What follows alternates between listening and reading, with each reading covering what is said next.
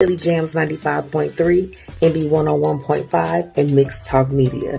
And I'm available anywhere that you listen to podcasts, okay, and your radio shows. So get on it, okay? Let's do this. I love to connect with you and promote what you got going on.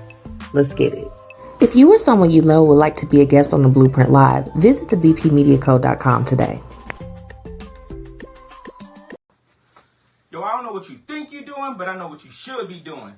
I'm the pride of the Eastside DJ MzMetchi, and you need to tune into the Blueprint Live with MzMetchi. What it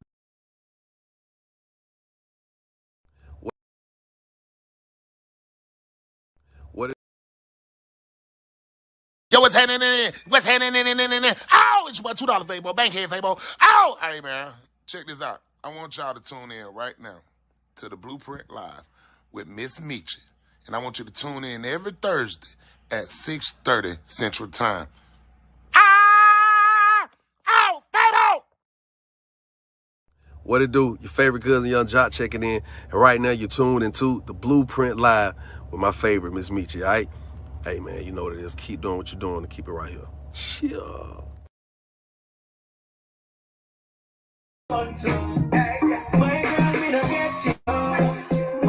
Hey, y'all. Let's just groove real quick. Grab your cocktails. Boy, do I have a show for you tonight. Let's go. I'm in my vibes because y'all know I'm about to go on vacation. And the vibes are there, okay? Y'all come on in. My special guest is backstage. It's a good night. I'm about to go. I'm going on somebody's island. I just want to wind it real quick. That's all. Welcome back to another week of the Blueprint Live, y'all. It's your girl, MzMetchi. Y'all come on in, get comfortable, okay? Because like I said, tonight, oh my goodness, tonight's show is on fire. Now, you all know that I was out last week, but I'm back. And of course, I'm back with a bang, okay? I'm back with a bang. Let me get into these comments for those that are tuning in on our live feed. What's going on, Keita? Thank you for tuning in, ma'am. Thank you. What's going on? We got Lauren in the house. She said, gorgeous. Thank you. Y'all, I literally, when I tell you I have been here, there, and everywhere today, I was like, I got to come home. Like, I got to put it together because my special guest tonight, oh, y'all,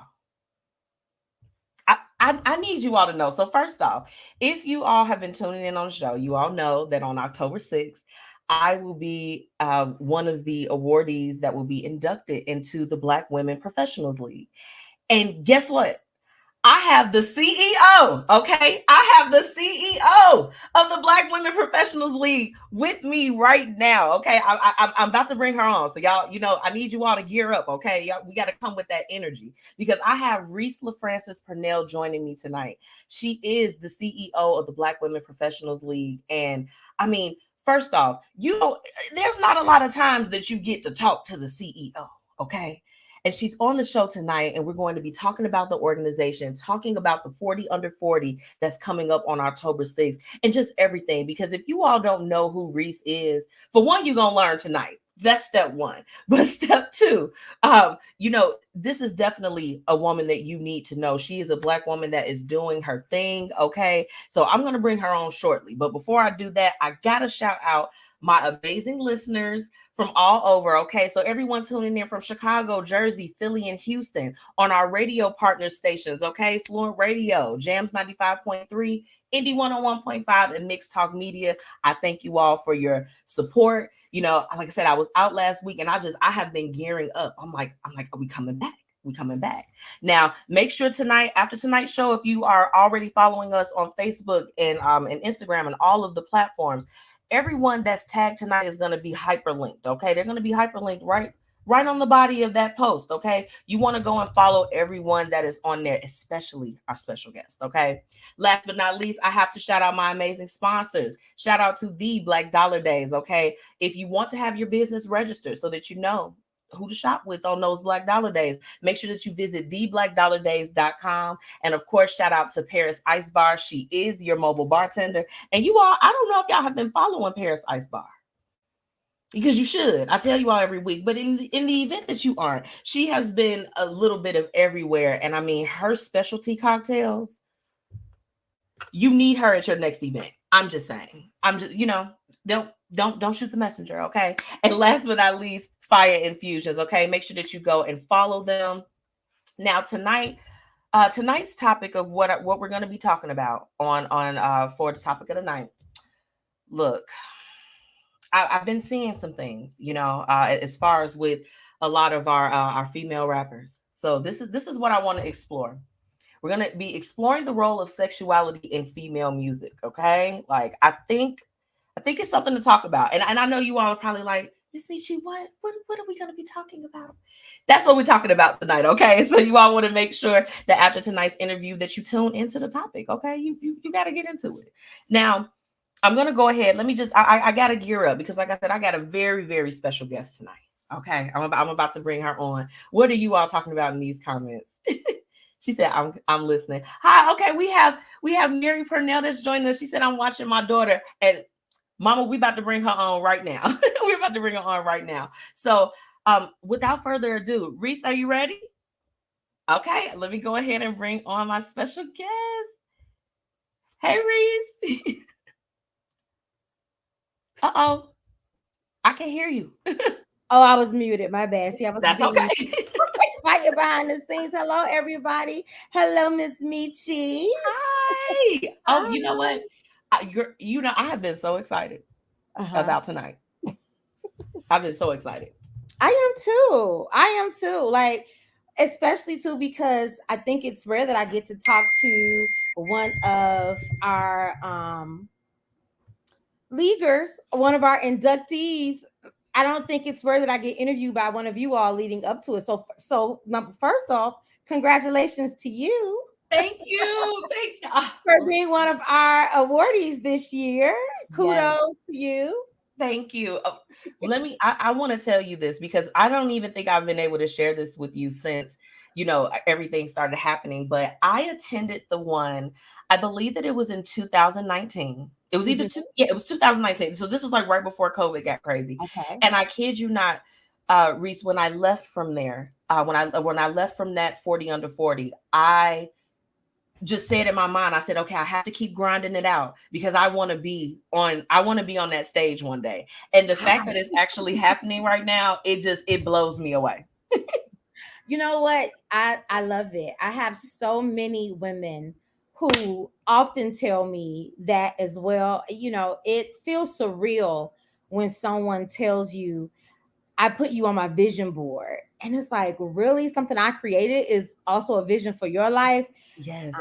Only God. I have to give God all the credit and the glory because in creating this league, I had no idea that this is what the path that God was igniting for me, but the steps of a righteous woman are ordered by the Lord. And so I just took a step and here we are. we are here. We are here. And I just, for those that are just tuning in, I want them to know because Reese, you have had a very rich history as far as with, helping in the community. Over 20 years of service within the nonprofit sector, all of these different things. And, so I think that it's very notable. I think we got to start there. A lot of the times I think when we're kind of setting off to figure out what we're going to do in life, I'm really interested to know, Reese, as far as like kind of stepping into the field, when did you know it was your mission to really jump into the community and really be hands-on? Oh, so I am a Kojic baby. I was born on a pew, okay. As the saying goes, right? Not like I got, brought along by grandma. Like church was my life. That's right. From birth. So where I was growing up in church, we developed leadership. We were all about, so my leadership skills were developed there. My heart for service and the community was developed there. So it's always been a part of me. It's not like one day I woke up and decided.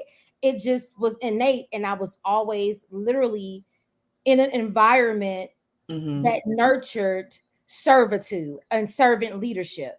So kudos to my mom, who I know is watching. Hey, mama. church and education was important in my household. Those were the two staples growing up. If I wasn't in school or some type of school-led activity or extracurricular activity, then I was in church and extracurricular activities. Okay. And so from a very early, and I have to shout out, and I don't know, I don't want to give too much, and I want you to be able to ask your questions or where we're going with this. Okay. But very early on, my mentor, Sharita V. Morrison, who is the founder of Demoiselle to Femme, which is French for Young Ladies to Women, she is the one I have to always honor when it comes to really seeing in me that light and nurturing what was already innately in me. It's really her leadership that also she was able to nurture another leader. You know, they say that good leaders don't create followers, they create more leaders. Absolutely. So I really have to give kudos to her. She's been mentoring me since I was 14. I'm actually a product of the organization when it just started when she started it as a program at our church. Okay. It was like a program every second and fourth Saturday at the church just for the girls. Demoiselle and her journey, much like mine, when she started it, she saw a need, she wanted to meet the need, and from that, just her sowing that small seed, once what was a church group became then a program under a nonprofit organization, and then later evolved into her own nonprofit organization. So I started working with her at 21, and the rest is history, you know. But all the way up into that time from 14 until I began working with her as a senior outreach specialist, I'd always been serving in our community, doing outreach with the church, doing outreach in our community. So it's just been a part of me since I was a child. Okay.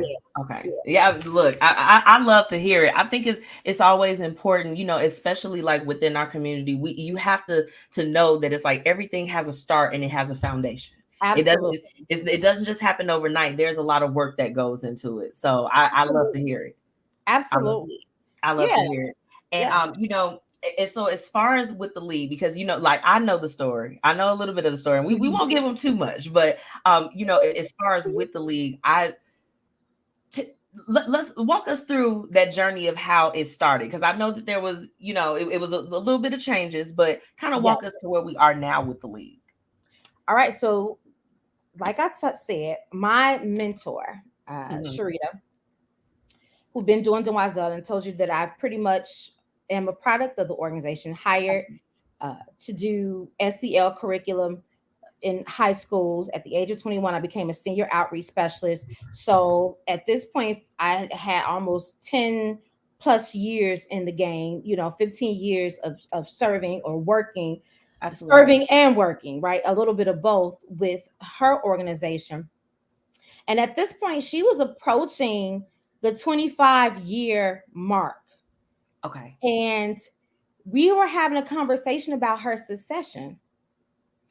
And she said to me, you know, I'm ready to transition, and I think it's time for me to transition.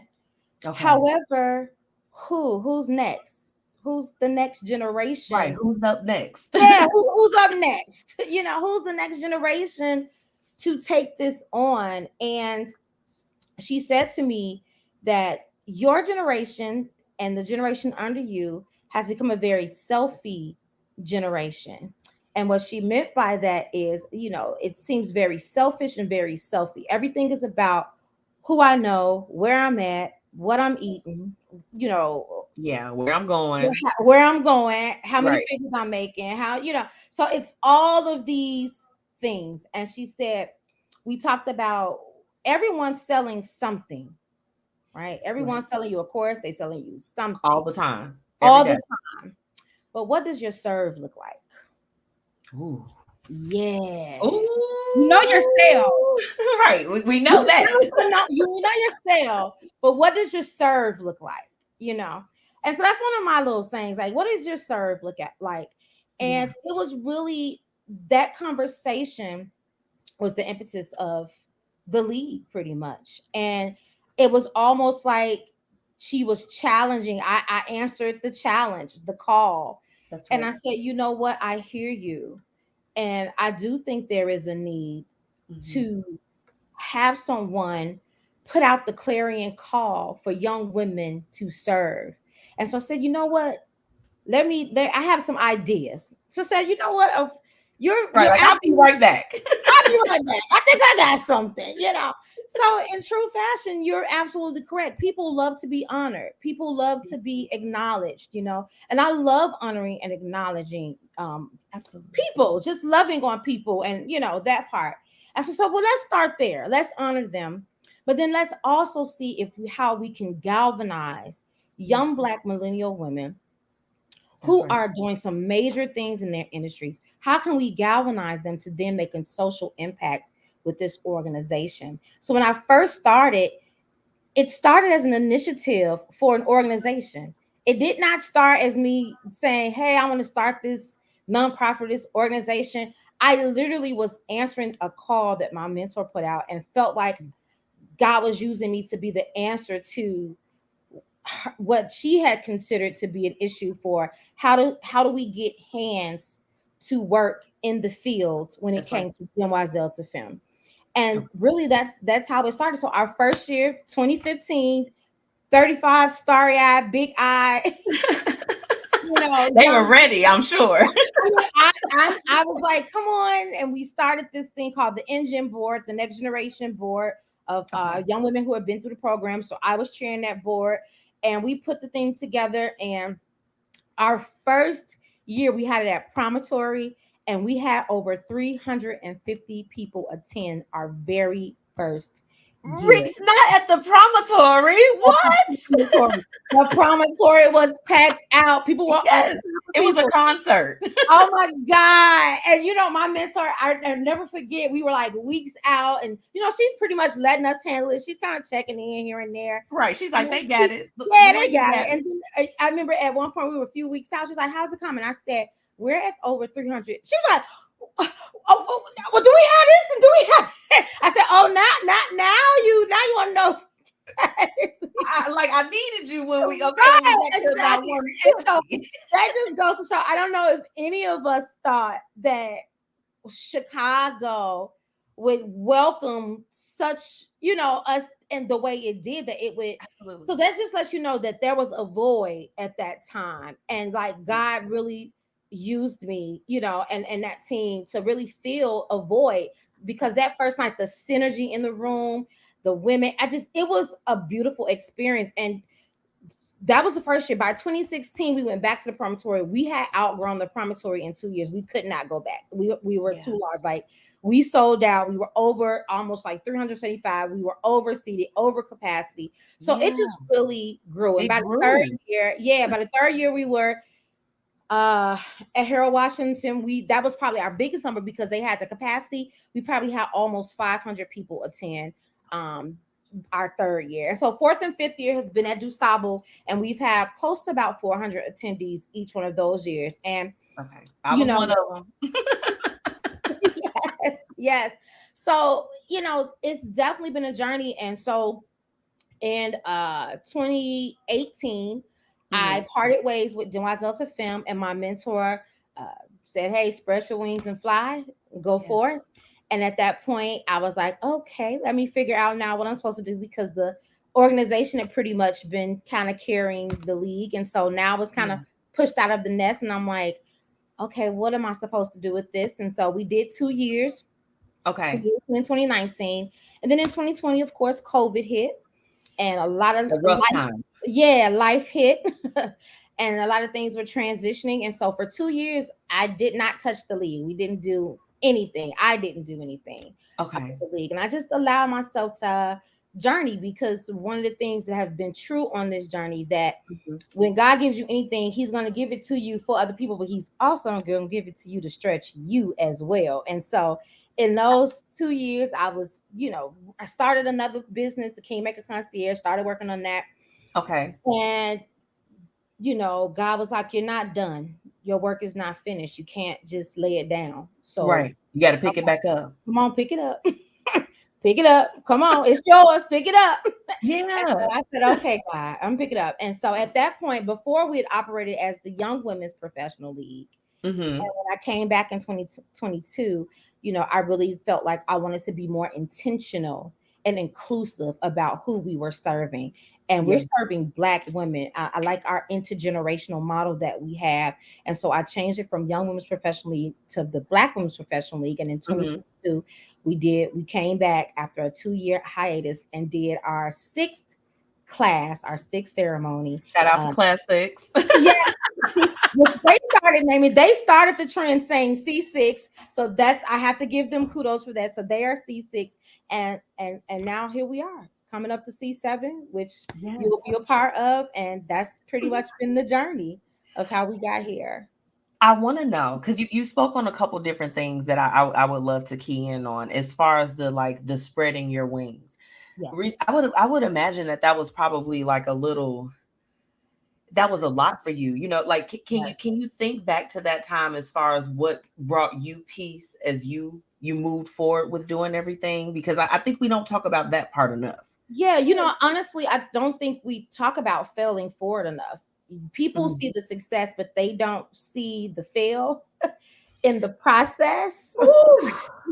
See, give them a word. Somebody pass the collection plate around, okay? Because all of this looks glamorous, and guess what it is? It's this part, right? And when you come on to disciple all of that, but they don't see the trial and error behind the scenes. And so what I was kind of nudged and pushed out the nest, and like, go ahead and this is yours now, and Godspeed. It was a journey, and I guess I'll speak to a little bit of some of the things that I had to learn as a leader. One of the things that came to a head for me was, number one, I realized places where I was too inclusive about behind the scenes things. I didn't create a level of boundaries to protect myself. I realized I was creating a safe space for Black women, but not creating one for myself. Oh, something that I think servants do a lot, right? Ooh, I'm so busy filling up everyone else's cup and creating these spaces for other women, and not protecting me first. And I know that's very hard when you've been raised in servant leadership. Yes. Because they tell you, oh no, it's not about you. It's about everybody else. About everybody else. And I had to get a hard lesson in that. Like, no, ma'am, you need to know what it is you want out of this as well. You need to know your why, your personal why, not just the why of the mission, but your why, and be okay with that. And it's okay to have something that is profitable, purposeful, and profitable. Because I was under a purposeful mission at first, and was scared to transition to making it profitable. That's right. That's right. And so a lot of times as Christians, we get stuck in our relationship and we don't know how to transition into the marketplace. And so I had to do a lot of shifting of my leadership style when I came back after those 2 years. I will tell you, it was heartbreaking. I did a lot of crying. I sat on my yoga mat, and the Lord had to minister to me. And I had my therapist, my sage. I call her my sage, my spiritual guide. And I did a lot of work, because there are a lot of highs and lows when God elevates you to be in front of people. Girl, you're gonna have me tear up on this live tonight. Because baby, when you're up, and everybody loves you. But baby, when you fall down, or when it seems like, and that can really break you. It can break your spirits. It can make you doubt your mission. It can make you doubt yourself. For a while, I was angry. I was hurt. I felt disgruntled, and just all these emotions. And so in that time, God really had to do me. And to be honest with you, I didn't know if I was going to ever pick it up again. I wasn't sure if that was something that I wanted to, because I was like, God, that hurt. that don't, I don't want to feel that no more. I don't feel that no more. And and I was telling somebody the other day, and I said, but I own all of it. I think it's important as the leader to understand I take responsibility for the highs and the lows, the good and the bad. I can't just say when it's winning that it was me, because when it's losing, it's on me too. So what's the lessons in that? And so I have to sit back and say, okay, where were you out of alignment? Mm-hmm. Because all of this happened because somewhere in this you were out of alignment. So I Right. had to go once again. So I had to learn how to set boundaries. I had to learn how to get a really tight team of people I trust. And sometimes that may look like one or two people. That's Oh, usually not a whole lot of people, right? yeah. Because everyone, when you're leading people, everyone can't see behind the curtain. Everyone can't know you behind the veil when Absolutely. you're leading people. And so that was one of the mistakes I was making, right?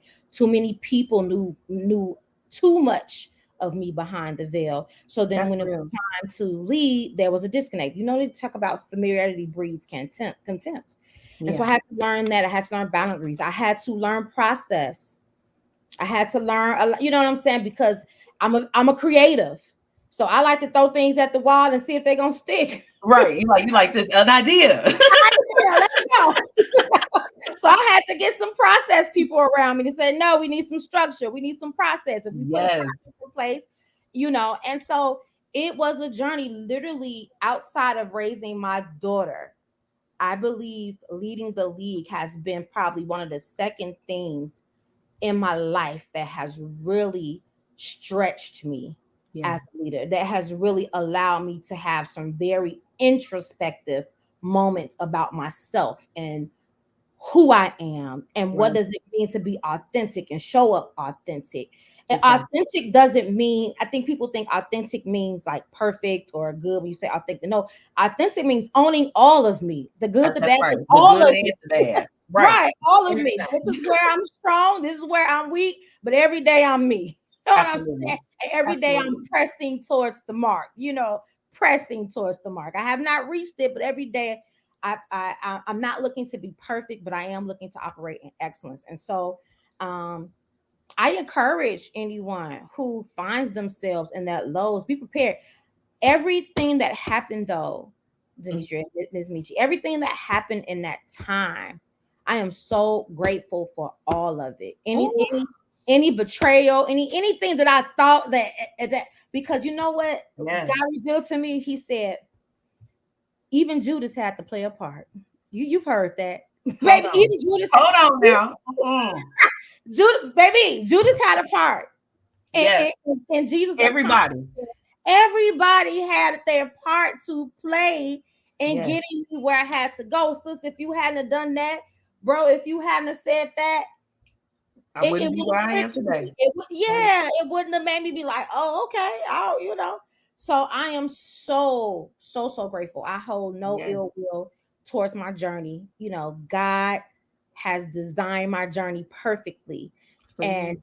Yes. for me, yes. And every day I'm growing, every day I'm learning, every day I'm getting better, and every day the league grows. And it as I Right. grow, it grows. As I get better, it gets better. And Yes. so, baby, I love the journey. It's one.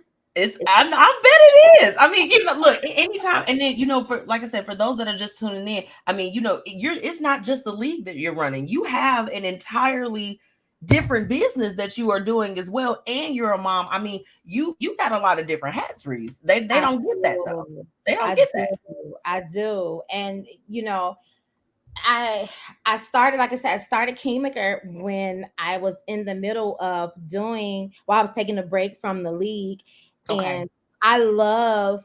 I've always had a passion for giving Black men a voice and giving Black men a platform. But at the same time, like I said, God was like, you don't get to put this one down. You don't get to run away from it because it got difficult Okay. and because your feelings Yeah. were hurt. You don't get to lay it down.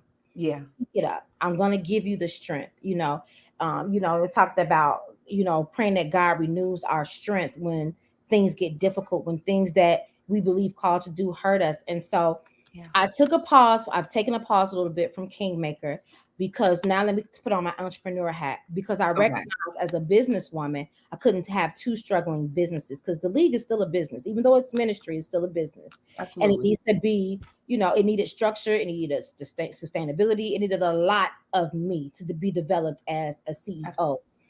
Um, to shift from servant to CEO. And Correct. so I've taken a little pause with Kingmaker. I have some ideas of what I want to do, but I really wanted to give my 100% attention to the league, to the women, to this brand, to building. This is a business. So when I came back, it's not a non for profit. It is a incorporated business corporation, and I'm looking to do some major things with it. Go national, go global. I have some talks that'll be in the work. Hopefully before we celebrate our 10th year anniversary. Oh my gosh! Look! You know we on the ground floor with it, Reese. Okay, so look. Okay, we gonna get the word out. Yes. So I'm just excited about what God is doing. I still have Kingmaker. I'm still working with that. Like you said, I'm a mom. I'm so proud because my daughter, being a teen mom, I had my daughter when I was 19. Okay. And now watching her be my personal executive assistant. We love London. London, aka Boss Baby. She's my assistant. She's hired. I pay her, baby. And listen, on the 1st and the 15th, she is looking for her check. Okay. She's like, Mommy, look. Exactly. I've been working on this in these emails, lady. And so it's such a blessing, and I'm so humbled and grateful every time I think about, once again, just being able to wake up every day and do something that I love and watch God continue to use something, an idea to bless women, hundreds of women, and then being able to create a legacy, something that even my daughter can be proud of and be a part of. And then hopefully 100 years from now that, your nieces or nephew or nieces or daughters or cousins, exactly, that you can go come up there and put their award on and honor them. And so, I'm all about legacy building. This is what legacy looks like, even for my mentor, me doing this is what her legacy looks like. I promised her, no matter where I go, you are a part of my story. You are forever. There is not a time that I'm ever going to do an interview and I don't say her name. Absolutely. Because I honor her for her journey with me, good, bad, ugly, relationships. I don't have a whole lot of intimate relationships like that, but the ones that I do have, I treasure. Yes. I have a lot of spiritual people who I feel are aligned. I don't keep a lot of, associates. I might associate with you. I really believe in alignment. There are people who I really feel that God is called to journey with you. And even whether we talk, all the time, no time, there are people in my life, even if we're not close now, that I honor what they were in a season of my life. And I know, from my mom being on here, shout out to Mom. I know I shouted out before to, Sharita, to, my church family, a lot of people, they have been instrumental. I've had some really solid women, spiritual women, praying women in my life. And that is the only reason I'm able to deal with hundreds of women's personalities, expectations. Ooh, because I wanted to all of that.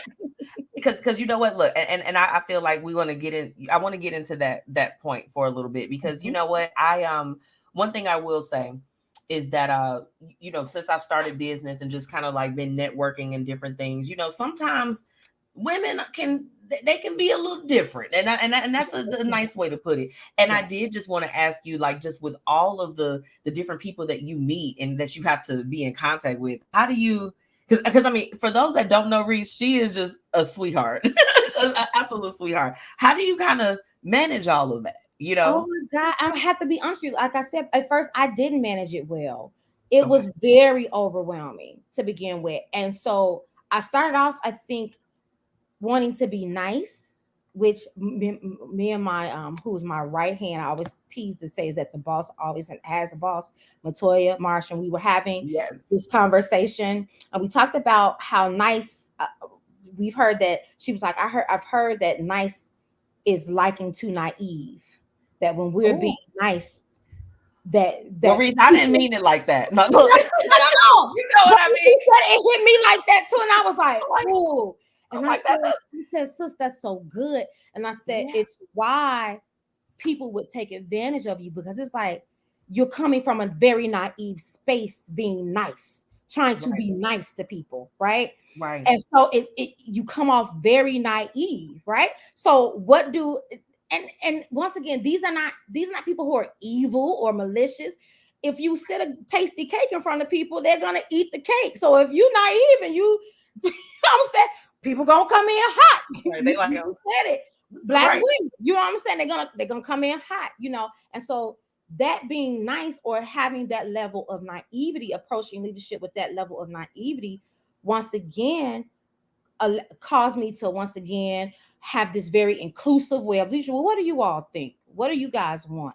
And then it Right. also it allowed me to sometimes vacillate, right? You know, okay, well, maybe this, or maybe you know, they'll say one thing and then I'll go back because now I'm opening it up for suggestions.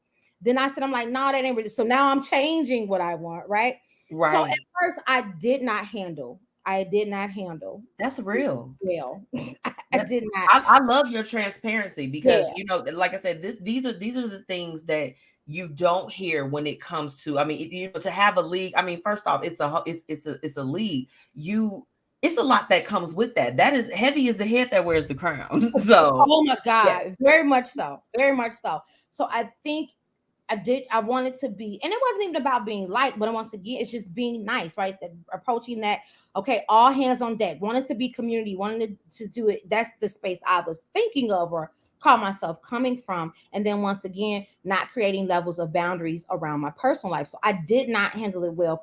Too many people had access to me, to my number, my personal number. I had no levels of communication between me. Anyone could contact me. Anyone could call me up to give me an opinion about what they thought I should be doing, how they thought I should be doing it. I've had people very upset with me about me, you know, me setting a hard boundary and said, no, you don't, you know, so it was a lot because people felt like they should have access to me. People felt very entitled. Entitlement is I was just about to say that, Reese. I'm like, the entitlement is real.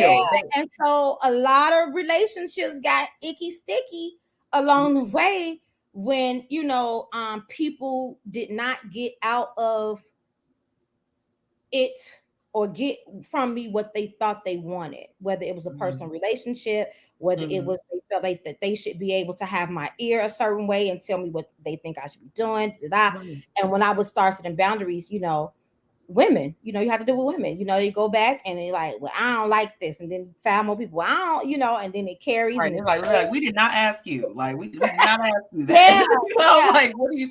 Once again, like I said, I realized that the whole nice and being naive in that way, it caused some dissension in the ranks, and it caused, you know, some ugliness. And once again, like I said, it caused for me to realize, like, wow, I was trying to create a safe space for these other women, not realizing I wasn't protecting myself.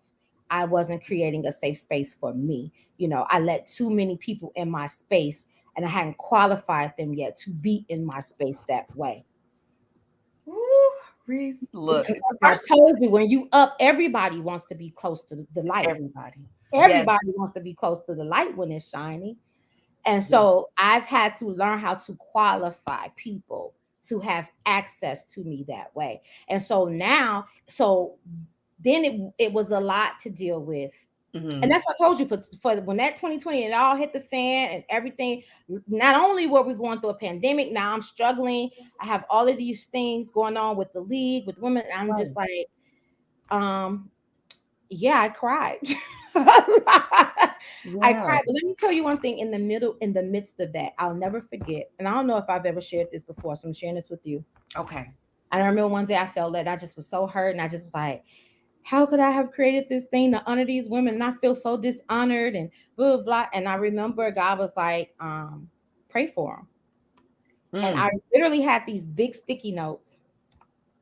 And I wrote down the name of every single, at this point, we were at 200. I wrote down every single class, every name from each sticky note had a class. And I wrote every single name, all 200 names. And I separated my class.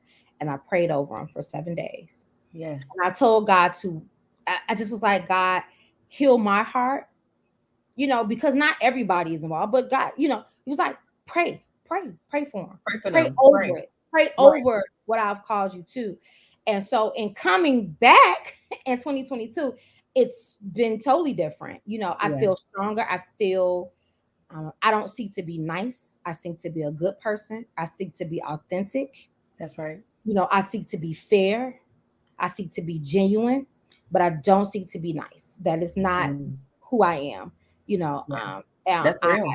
Yeah. And so now I handle it way better because one of the things I've learned, this is the good thing about the journey when you do it, when God takes you this way. Mm-hmm. I know what it feels like to build when people are praising me, and I know what it feels like when no one's checking for me. Hold on. And neither one is going to stop me from what. So now having that knowing, whether you either in or you in the way. You are unstoppable at this point. Seriously, yeah. Because I know what I know what it's like to come back when people are kind of sitting at the sidelines trying to see like, okay, let's see if she's gonna be able to come back, pull it off. Like, and not every, I have, and let me say, I have a lot of women who have been supporters, who love me genuinely and dearly, and who always rock with me and been major supporters of me. But it was a lesson, and God had to teach me a lesson. Like, I have become detached from needing anyone's praise or approval about what God has called me to do. So now I handle women from a whole, being able to induct you all. I handle you all from a totally different space. It's such a sure space in who God called me to be. And then now too, I have levels of engagement. My daughter is my first level contact. Baby Boss she's the assistant. I tell people, you need to contact, you need to be hitting info at BWPL.com. Let them know, Reese. Let them know. I had to build some structure around, what I was doing. So absolutely.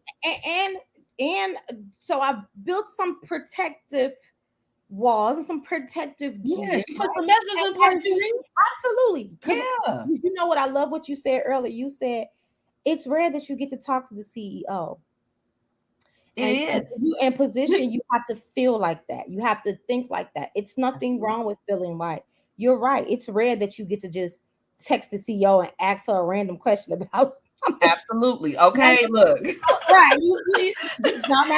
Everybody is not privy. Okay, you got look. Okay, look, and I went through the process too. I'm like, you said reach out to. Okay, no problem. Because you got to respect that. You do. Yeah.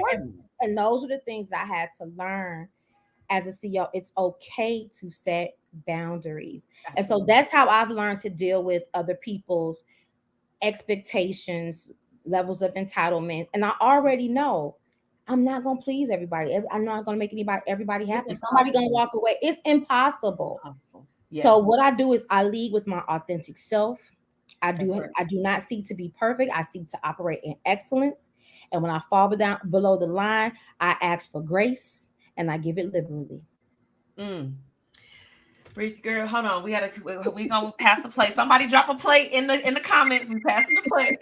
But look, before I let you go, the main thing that we need to let these people know, because we got a big event coming up. Yes, we do. So 40 Under 40 is happening October 6th. Okay, I'm gonna let you take it from here. Let them know what they can expect, because if they haven't gotten their tickets, they playing. But let them know when to get their tickets. What we can expect. Yeah. So, oh my God, I absolutely love it. We're coming up to our 7th one. Come October 6th, this will be 280 some of Chicago's finest, most intelligent, boss Black women we have honored. And so I'm so excited for this 7th class.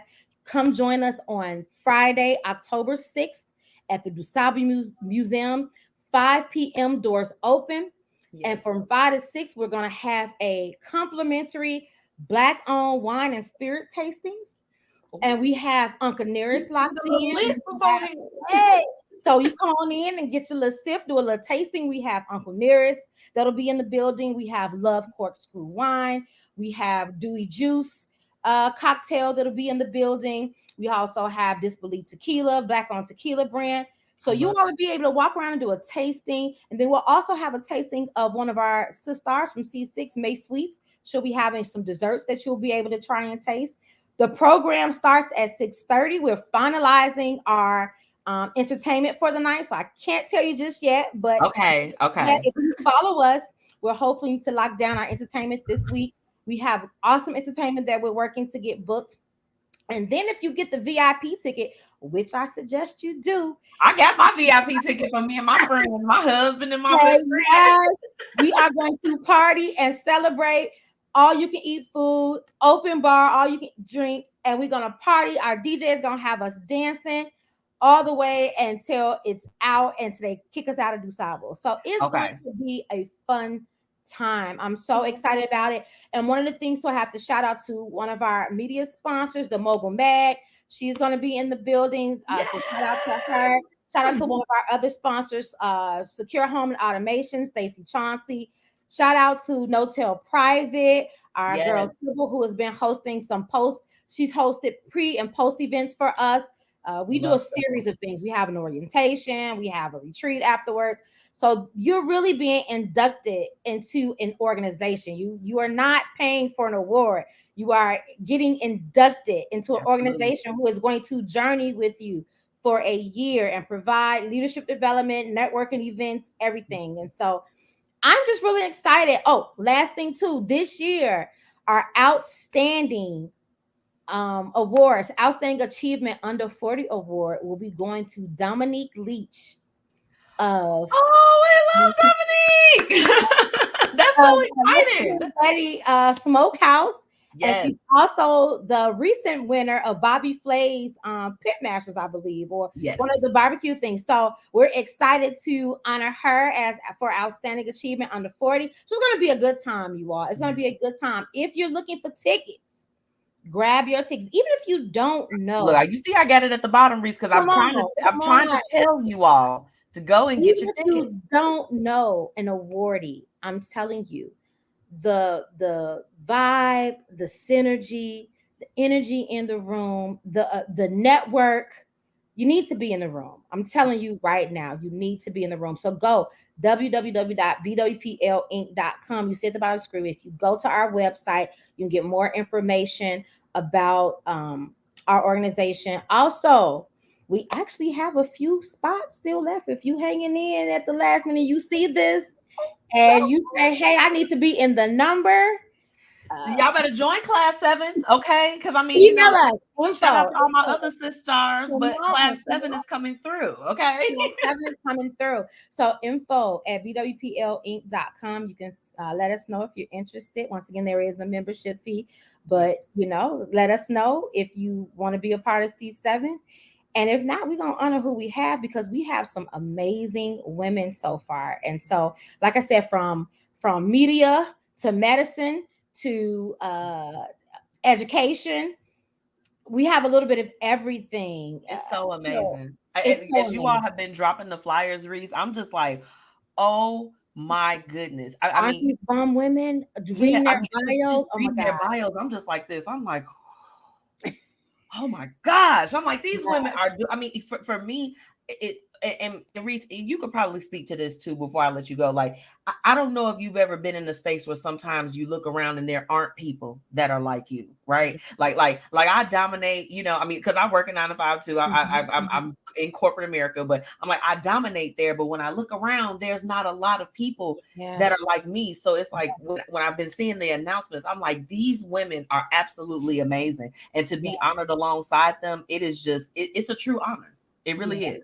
It really is an honor. And it's an honor to honor you all. It's an honor to honor so many dope Black women and give, them a platform. I've seen so many Black women who their businesses, it's like it catapults to the next level after being in an award. Even if they never come back, even if they never say anything else about the league or anything, I literally watch. It's just something about being connected to something that's divinely purposed. You know what I'm saying?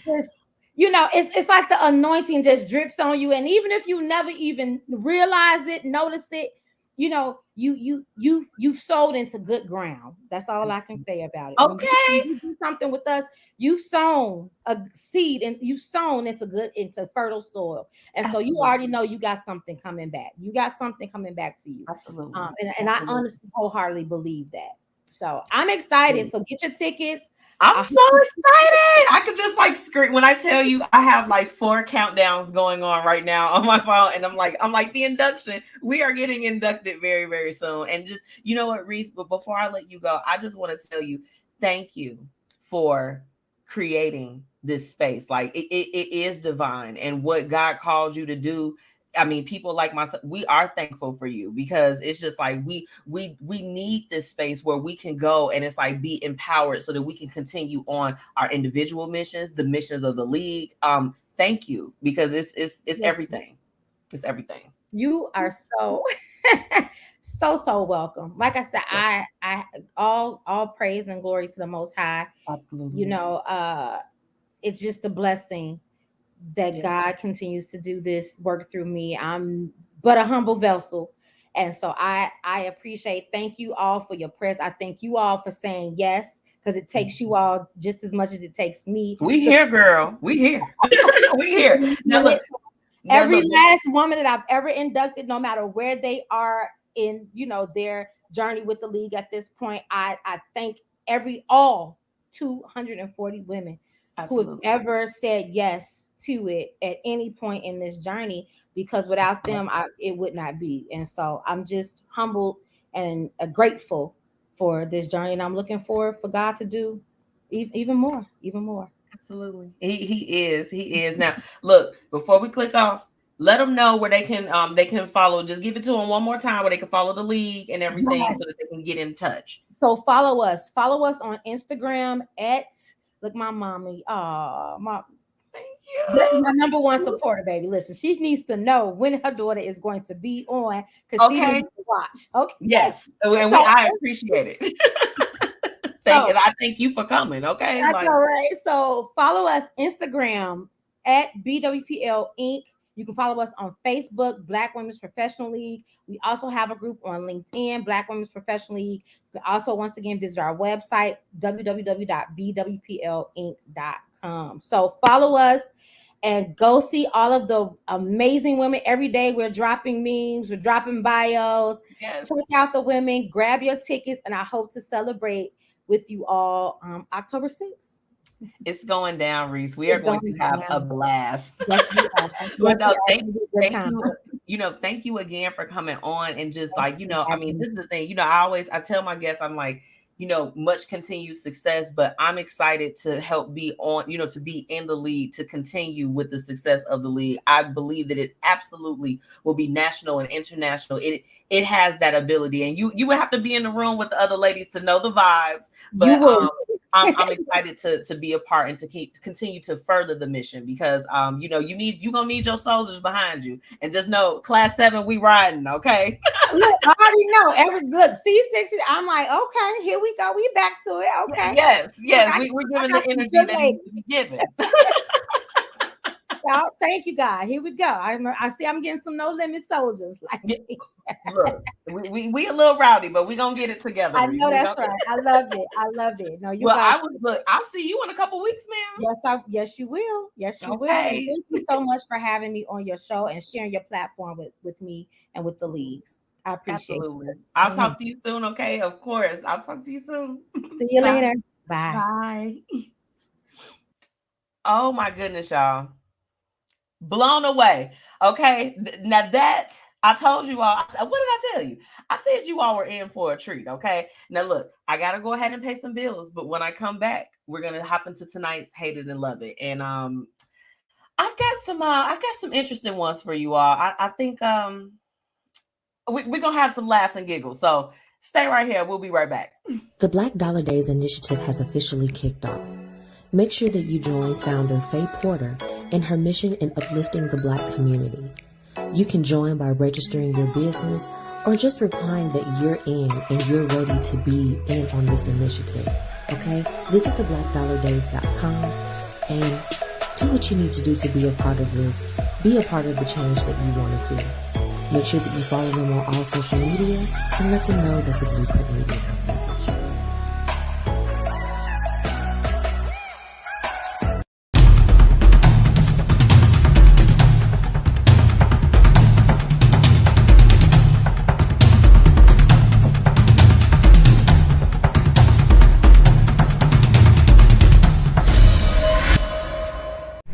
Hey, y'all, it's your girl, MzMetchi, checking in, reminding you to shop my exclusive collection, Lavish Looks by MzMetchi, where we've got shades and everything that you need to look fly.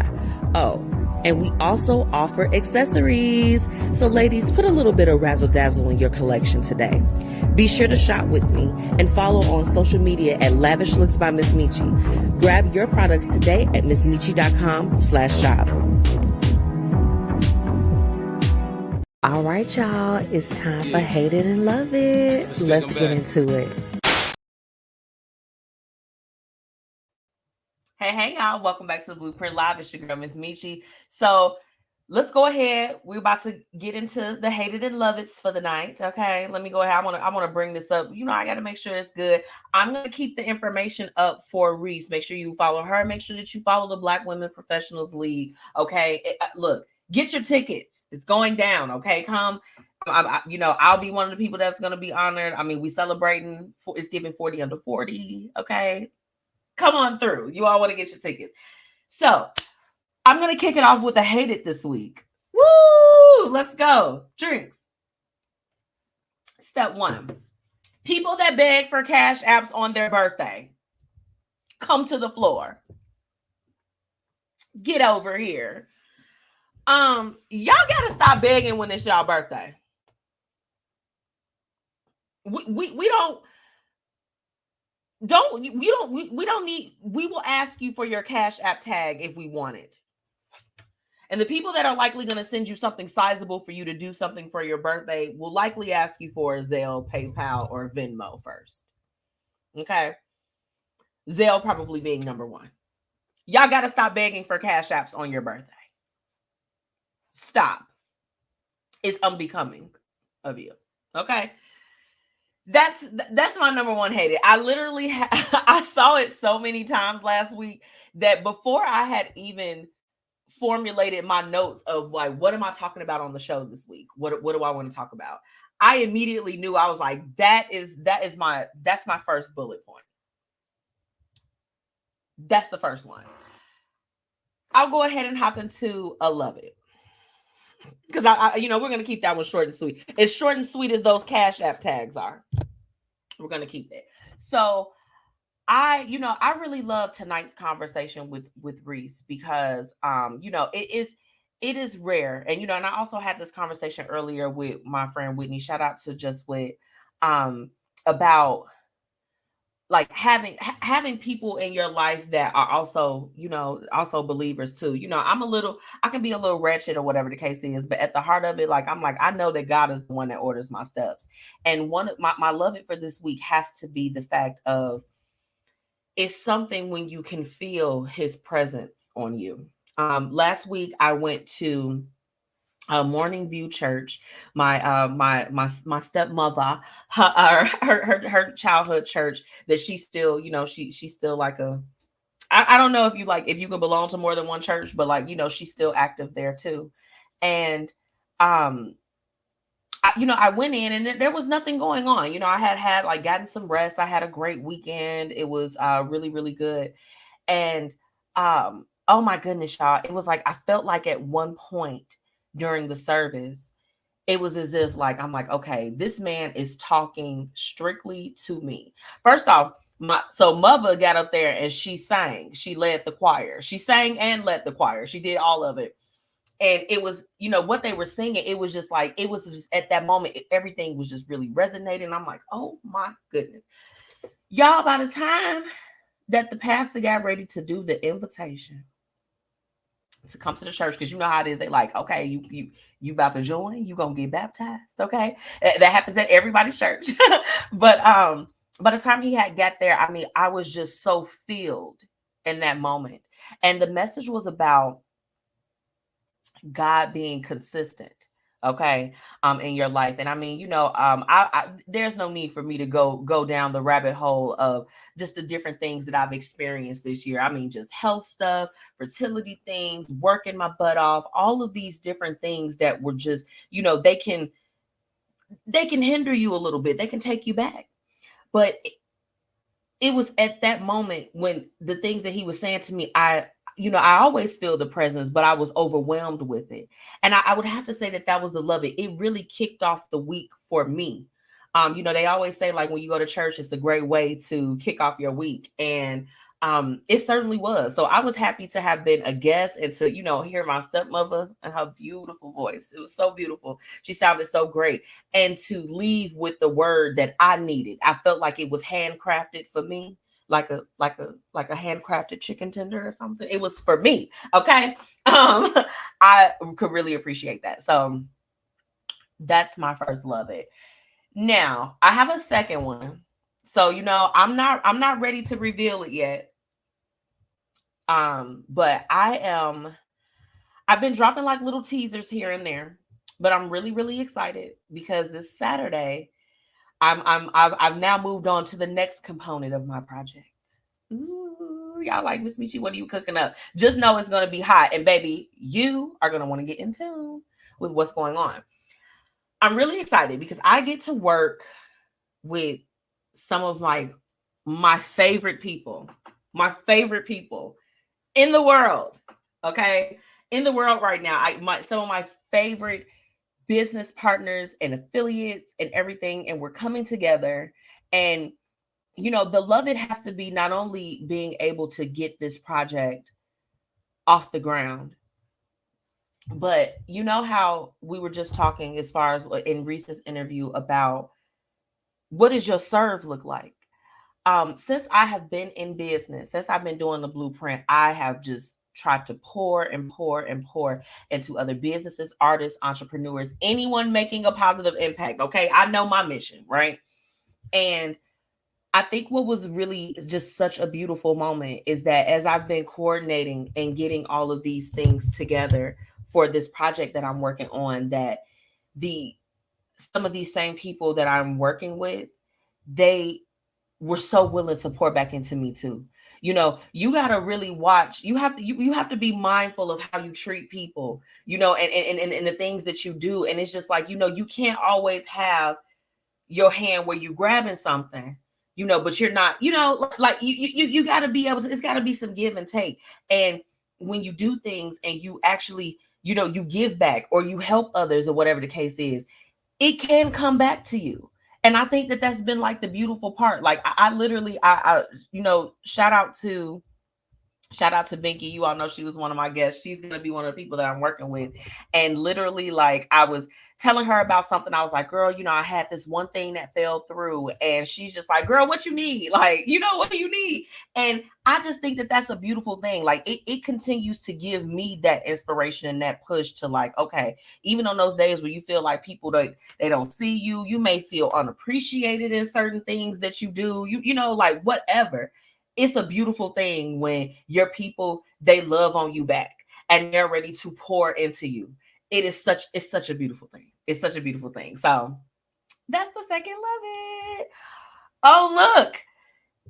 MH, what's up? He said, that's dope. Yes. Yeah. And you all know, shout out to DJ MH to if you all don't know, he's the pride of the East Side.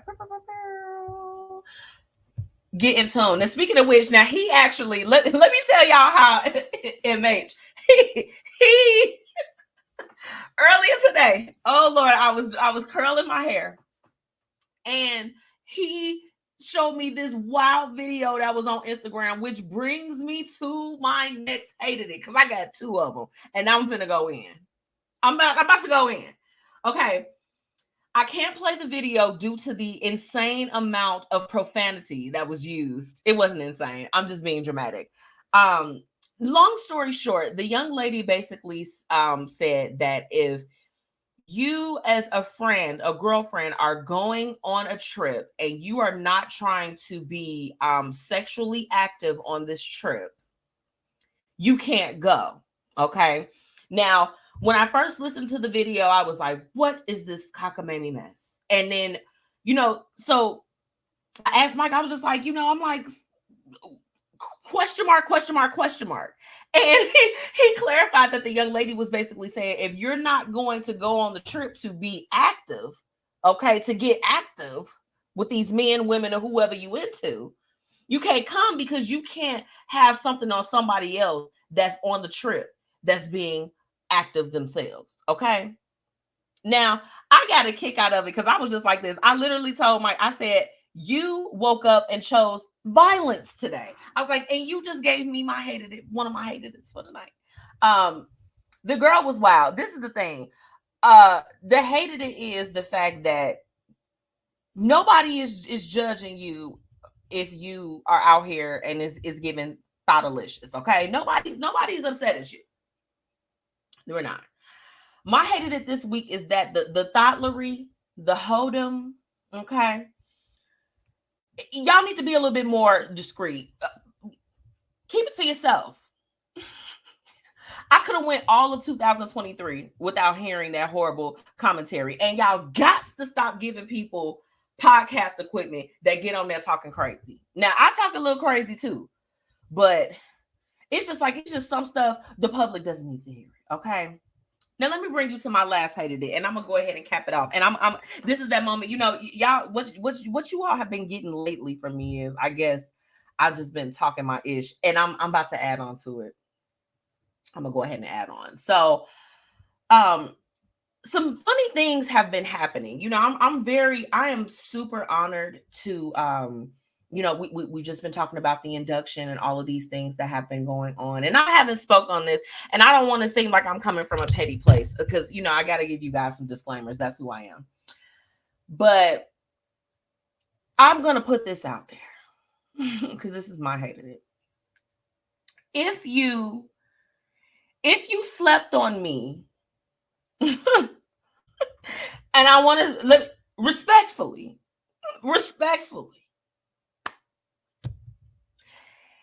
if you slept on me back when I first started, okay? If you are sending messages or trying to get contact information so that you could be on the show or be a part of all of these other things or whatever the case is, if you just scroll right up, you can see only just a few years ago when I reached out to you to be on the show and you blew me off. Because you felt like, oh, the Blueprint Live, who is this? Who is a MzMetchi? Who is this? Who is this girl? Keep that same energy. Keep that same energy. Because let me tell you what's been going on since the announcement, okay? Straight up. What's been going on is that people that blatantly, blew me off. I've seen these people in person. I'm like, oh my goodness. They're coming back now and they're just like, oh, let's work.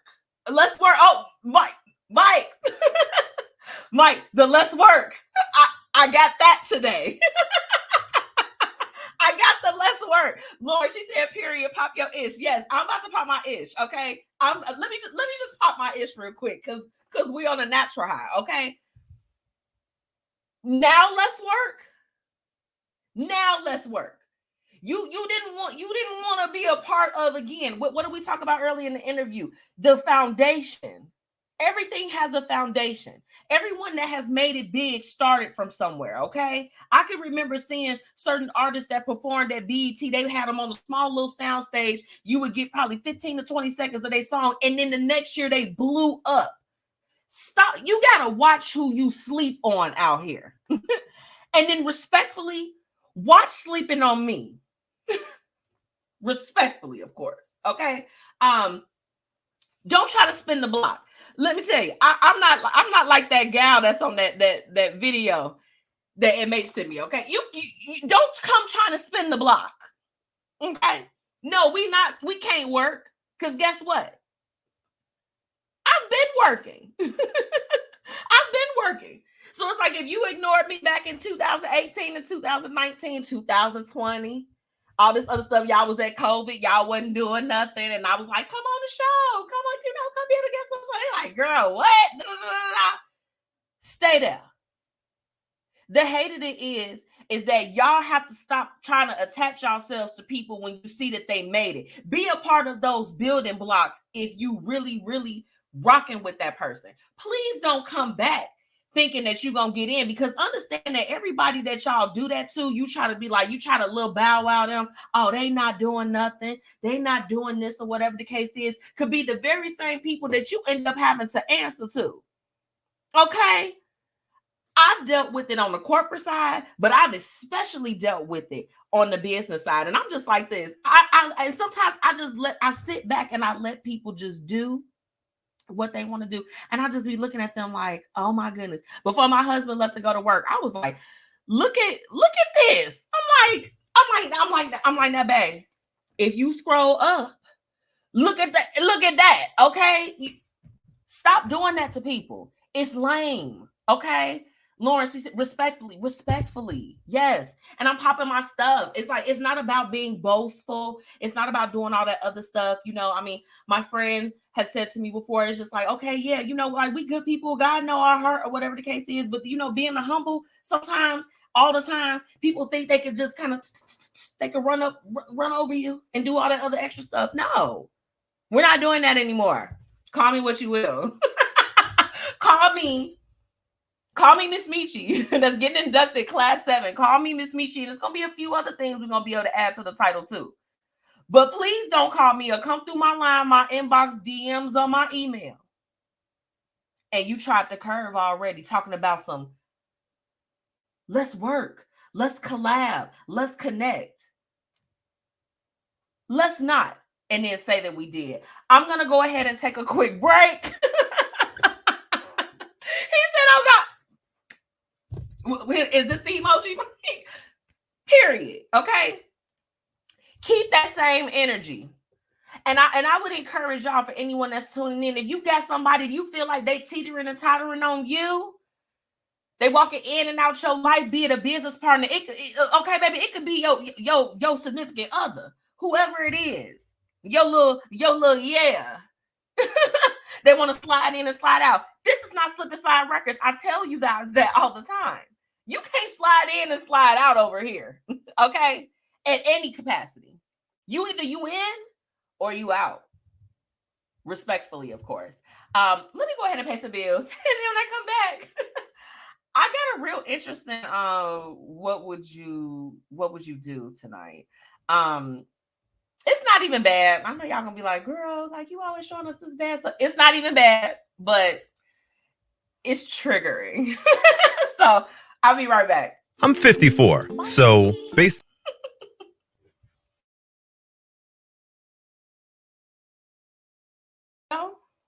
What is happening? I was in the middle of the Atlantic Ocean when it happened. There was a sudden jolt and our submarine crashed on the seafloor. We were in total darkness. That's Dr. Dejana Figueroa, a marine biologist and STEM teacher, talking about a deep sea dive she'll never forget. It's funny, when I was a kid, I was afraid of the ocean. And there I was, 2 miles below the surface. But as a scientist, you prepare for that. Using our training and a little creativity, we fixed the sub and finished our experiments. The dive was just too important.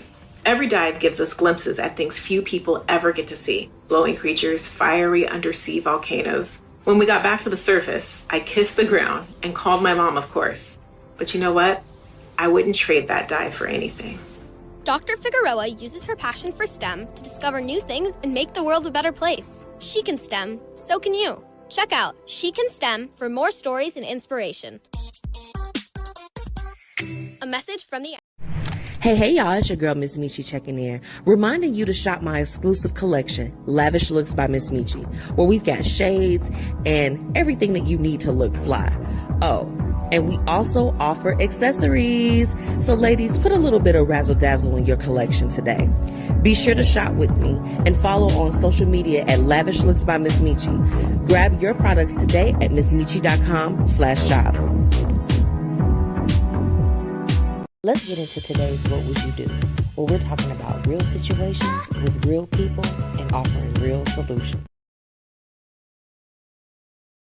Welcome back to the Blueprint Live. First off, if you are tuning in with me live on Facebook and YouTube, make sure that you drop those businesses in the comments. My YouTubers, make sure that you drop that channel, okay? Because I want to follow you. I want to subscribe. Press the little bell. Now, this one, this particular What Would You Do tonight is going to be a little interesting. Only because, these conversations, for some reason, they always really spark up some stuff. So let me go ahead and get into it real quick. So This young lady asked, let me take a sip. You all know I need a sip.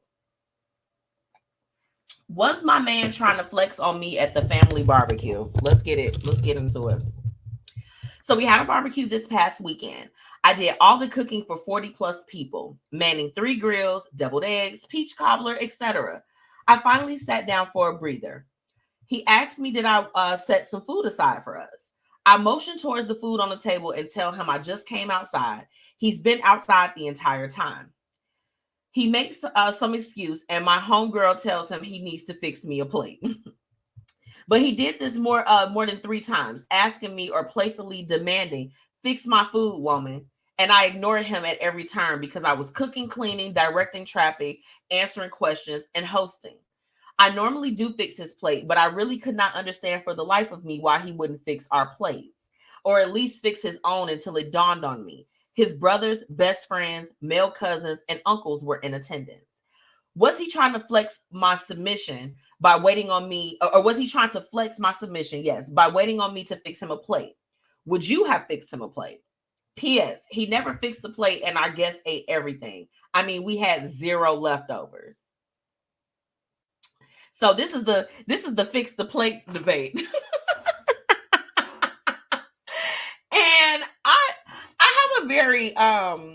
have a very quick answer for this, because it was a little hack that I learned back in the day from watching. You know, my parents used to be they were always the host, especially like in the summertime. Like we were one of the, I guess, like the cousins or whatever the case is that had the house to accommodate. So yeah, I have a little hack for this, but I do want to know from you all. So if you're just tuning in, because I see you guys are coming back, this, what would you do? She wanted to know, was she, like they hosted an event. She's hosting, cooking, cleaning, taking care of everything. Should she have fixed her husband's plate? And then he, I guess, was like trying to, he was playfully like, fix me a plate, woman, all this other stuff. This argument is always very, it's always very petty. Now I will say this, because you all will probably be surprised at my answer. Because I'm a little bit, as rowdy and rah-rah as I am, or whatever the case is, I'm a traditional girl. So, I don't mind fixing a plate. It's never been a problem for me. Never been a problem. Like, oh, you hungry? I'm in the kitchen, or I'm cooking food. I'm gonna serve you up. I will say this. When I first got married, and like some of those first events that we went to, on my husband's side of the family, I was like, I'm like, I can make your plate, because I just didn't want them to be like, oh, you didn't marry her, she can't even make your plate, or do whatever the case is. Like that was early on in my marriage, where I'm just like this. I'm like, I want to be a good wife. I want to be a great wife. Not that I don't want to now, but you live and you learn a little bit. You live and you learn like what works best for you. And I will not sit here and lie and say that there are not certain gender roles within my marriage and my relationship. But what I will say is that my husband and I, we understand that now, because I mean, we've been together for a long time, and couples go through things, whatever, but we're understanding 1,000%, especially as of lately, and with things that have been going on, like, hey, we are team members. Okay. We are looking out. I'm watching your back and you're watching my back. So it doesn't matter who does what, like if my husband is tired, or if he, he works a laborer's job. I'm like, if you can't do something, like he just hurt his freaking arm, and I'm just like, do I need to reel the garbage can back in? Like, can you extend your arm? What's going on? It's just certain things that it's just like, it's not really a big deal. In this particular situation, if you see that your wife is running around like a chicken with her head cut off, put some food to the side. Make your own plate, okay? It's not that big of a deal. And definitely don't try to flex on your wife in front of company, because that's not a good look either. It's not a good look. It's not a good look. A hack that I did learn from when I was younger was when you are making food and you are making different things, you always supposed to look out for the house first. No one can eat if you don't take care of the house first. So there is no way in hell that I would have an event and I have fed and probably gave liquor and beverages and refreshments to over 40 something people. And because my man was trying to be honorary, he didn't want to make a plate. Put your food up first. It was extremely petty. Now, sis, I'm not gonna lie to you. I mean, I also subscribe to the tag in, tag out. So if you want me to make your plate, then whatever it is that you coming over here and you calling me from doing, you now need to do it. That's how this would have went if it was an event that was held at my house. Yeah, I'll make your plate, but can you do X, Y, and Z? The kids want to fill up some bubbles, and they want to blow bubbles. When you are hosting, that's a lot in itself. I don't like the guys that always are just like, oh no, she's supposed to do this, she's supposed to do that, because a lot of the times those dudes, they're not even doing everything that they're supposed to do, quote unquote, that a man is supposed to do. So it's just like, baby, tag me out, please and thank you. Okay, Lauren, yes. I mean, do you feel me? We are supposed to be a team. If you see that your wife is under some type of stress or whatever the case is, jump in. The guys, the men that understand that if my wife is at a good place and my wife is calm, my wife is at a place where she can serve me or she can help me out or do something for me. Make sure that woman is taken care of and that woman's going to take care of you. But if you go over and you see that she has 55,000 different things that's going on and you're now adding yet another thing to her plate, are you helping or are you hindering? Which one is it? We're all confused. We're all confused. So this one is simple. Would I have fixed the plate? I would have fixed the plate, but I would have made him take over something, or not. Let me not say made. I would have encouraged him to take over what I was doing at that present moment in order to do so. Typically, if somebody asks for something more than once, it's something that they need or that they truly, truly desire, and it is your spouse. So it's like, it's a little bit of a certain duty there, but be considerate. Consider your partner. That's what I would say in this situation. We wouldn't have even been in that situation because as I was pulling food off the grill, I mean, for every rack of ribs that I'm gonna serve to the guests, I need to make sure I put me at least a little slab or a half a slab for being my man. Okay, my man and I. That's just really what it comes down to. It's not that hard. So they must be rookies as far as throwing events. Because I'm like, baby, you're supposed to have house food. And people know, baby, if you come to my house and I've had an event, which I haven't hosted in a while. I haven't hosted since before COVID. But when I would host or whatever the case is, if we ordered pizza for everybody, you better believe it was some slices that was already put away in the fridge for me and Anthony.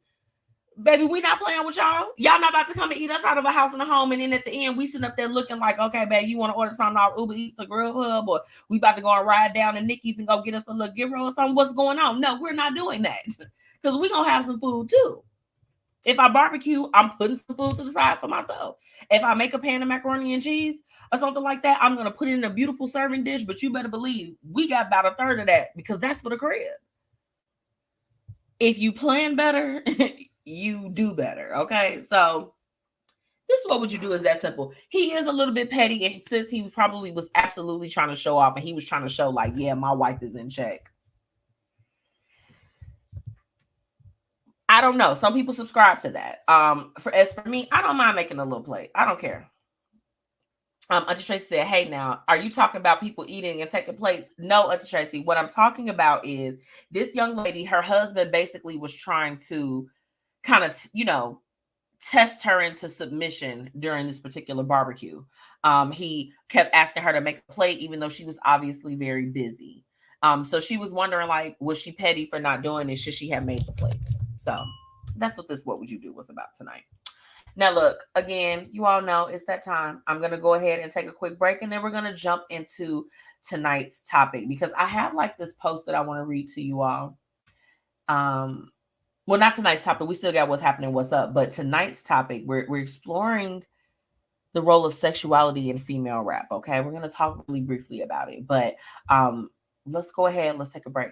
I'll be right back. What grows in the forest? Trees? Sure. Know what else grows in the forest?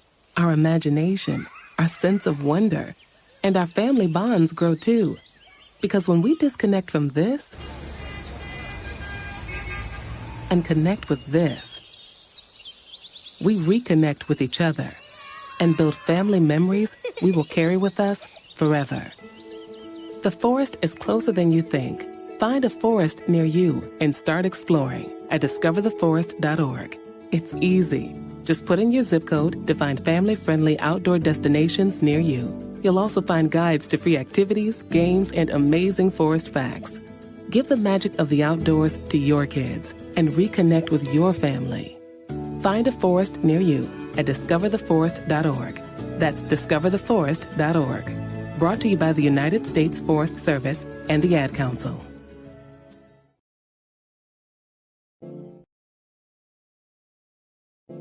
And now, introducing one of the newest BossFluent creations, Lady.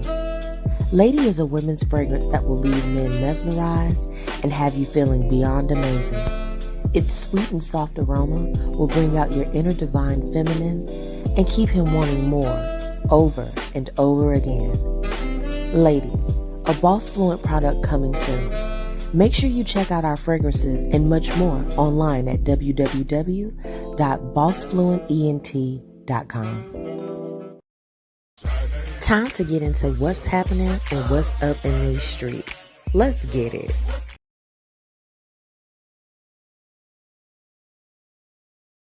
Welcome back to the Blueprint Live. It's your girl, MzMetchi. Let's go ahead and, run through these, what's happening and what's up in the streets. It's been a lot going on, y'all. Everybody's breaking up.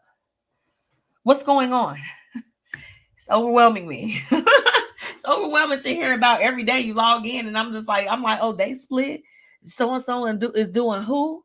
What's going on? It's a lot going on, okay? The one that was surprising for me, did you guys hear about Teyana Taylor and Iman Shumpert that they split? Now, first off, the young lady that he was dealing with, I'm like, girl, now why you take the pictures of them and it looked like y'all was in the bathroom, honey, doing cocaine? What's going on? Why y'all doing this? Why? I really like Teyana Taylor's, we're not going to call it an announcement, but what she had to say, she like, hey, y'all gonna lay up off my best friend, we have to also remember, because I think that sometimes people, they just get so embroiled in the celebrity stuff. These people go through the same things that we go through here on our local middle class levels, okay? People break up every day, so it's like, so yeah, that one surprised me. The other one that was in the news was Jeezy and Jenny Mai, or whatever the case is. Like, first off, it was so bizarre when they got together, because I know everybody remembers when Jenny Mai basically said she likes her dark meat on the side. I'm not gonna lie. I personally, as a Black person, would not be able to be serious or have relations with someone that had said that, let alone impregnate them and have get married to them. Oh, you like your dark meat on the side? Okay. Bet. Like what are you supposed to say to that?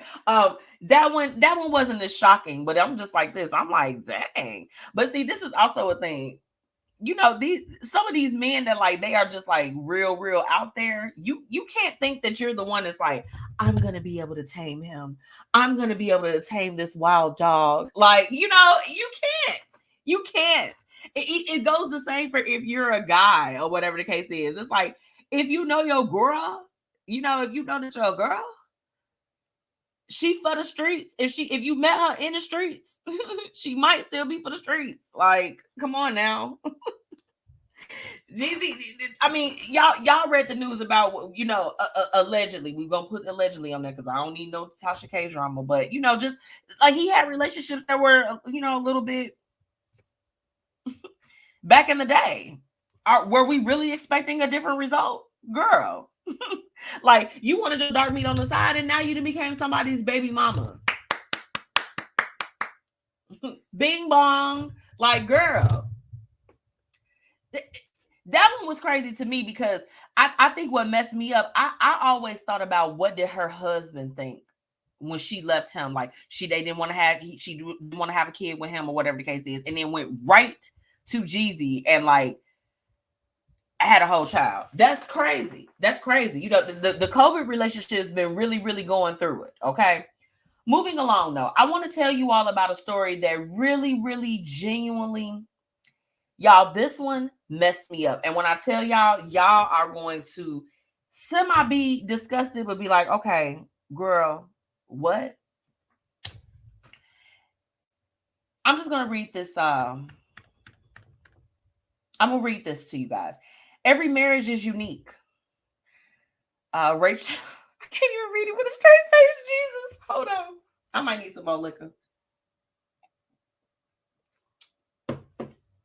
Every marriage is unique. Rachel and Alexander Bailey say that breastfeeding is a big part of their union. In fact, the 30-year-olds note that it's an act of intimacy that is useful and ultimately makes their relationship stronger. The couple calls breastfeeding an act of emotional bonding.